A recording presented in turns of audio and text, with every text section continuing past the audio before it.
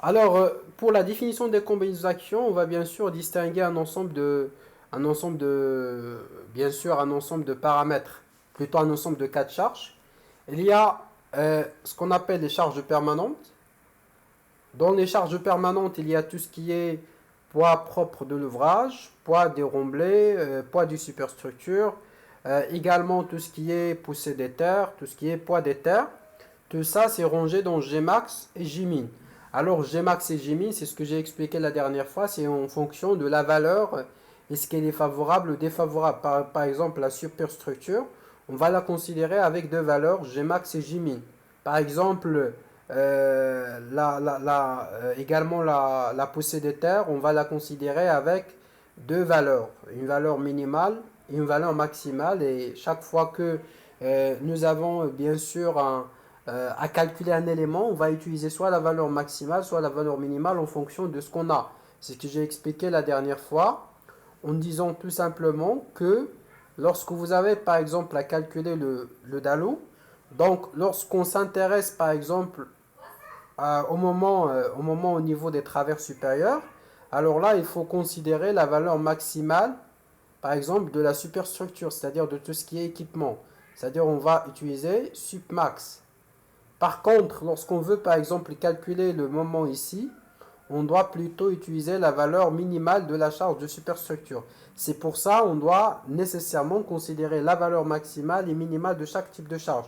Également, lorsqu'on a par exemple à considérer la poussée des terres, donc lorsqu'on s'intéresse à calculer le moment à ce niveau-là, on va considérer la valeur maximale.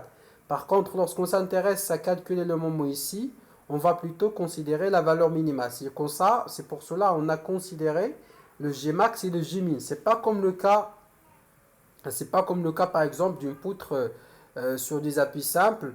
Lorsque vous considérez une charge comme ça, donc automatiquement, pour pouvoir avoir le maximum, vous considérez directement le Gmax. Dans un DALO, il faut considérer les différentes combinaisons possibles. Alors, donc on a également ce qu'on appelle les charges routières, QR. Alors les charges routières, QR, ce sont les charges routières sans caractère particulier.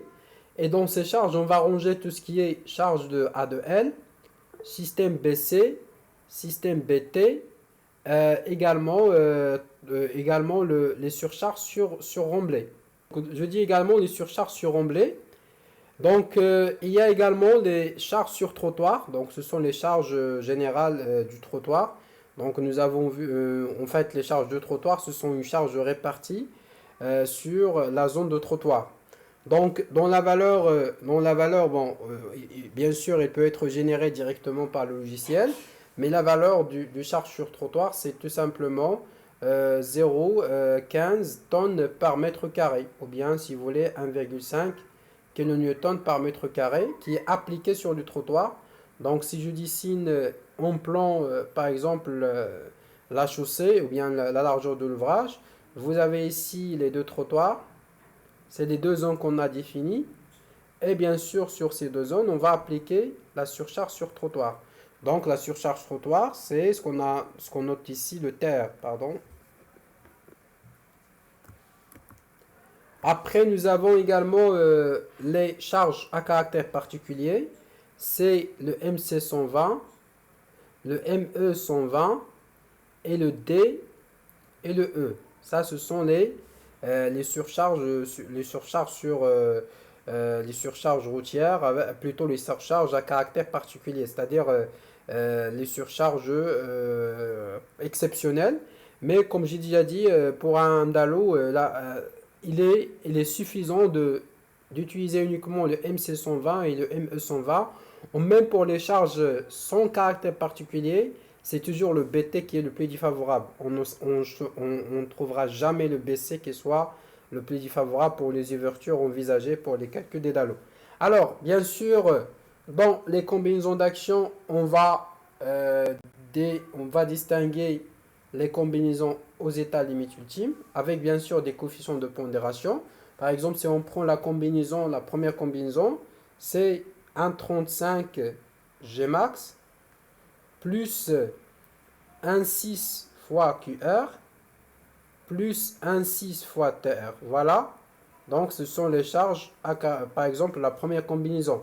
La deuxième combinaison, c'est Gmin plus 1,6 QR plus 1,6 TR. Voilà la deuxième combinaison. Et ainsi de suite.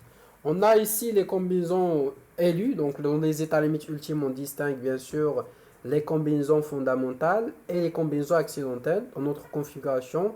Vu qu'on n'a pas de charge accidentelle, du coup, ce qu'on va considérer, c'est surtout les élus fondamentales. Après, et en tout cas, le calcul d'Andalo, ça se fait avec une fissuration préjudiciable. Et le calcul, il va se faire de ferraillage. Le calcul dimensionnant, c'est les états limites de service. Alors, bien sûr, dans les états limites de service, on distingue plusieurs combinaisons. Donc, c'est ce qu'on appelle les combinaisons rares. Donc, dans les états limites de service, on va distinguer les combinaisons rares, les combinaisons fréquentes et les combinaisons quasi permanentes. Et bien sûr, dans cet ensemble de combinaisons, donc c'est les coefficients de pondération qui vont varier. Par exemple, si on prend la combinaison rare, par exemple, avec les charges routières, donc c'est Gmax, par exemple ici c'est Gmax, plus 1,2 QR, plus le trottoir. Si on prend par exemple les charges avec les charges à caractère particulier, c'est Gmin plus, voilà, Gmin plus ici, donc Gmin, ok, donc là j'ai raté quelque chose par la suite, plutôt là, voilà. Donc nous avons Gmin plus 1, plus QRP. Donc ça c'est plus les charges à caractère particulier. Bien sûr, le trottoir il n'est pas combiné avec les charges à caractère particulier, mais il est combiné avec les charges bien sûr, avec les charges routières normales. Donc on va illustrer tout simplement, la création des différentes combinaisons d'actions. Mais bien sûr, ce que je vais expliquer tout de suite, c'est que euh, par exemple pour les charges QR, donc on a dit par exemple pour une combinaison c'est 1,35, par exemple Gmax plus 1,6 QR plus 1,6 fois terre. Alors bien sûr dans QR, il y a plusieurs charges. Il y a le AL, il y a le BC, il y a le BT. Ce sont les trois charges à caractère normal qu'on doit considérer. Et bien sûr, on prend la plus défavorable.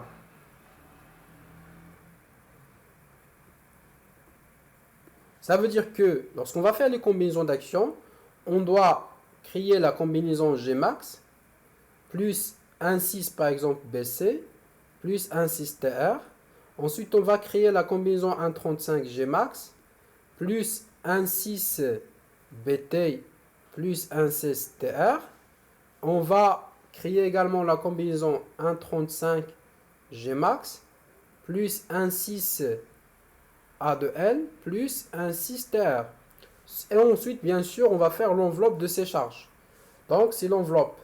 Lorsqu'on dit l'enveloppe, ça va être bien sûr le max et le min de ces différentes combinaisons.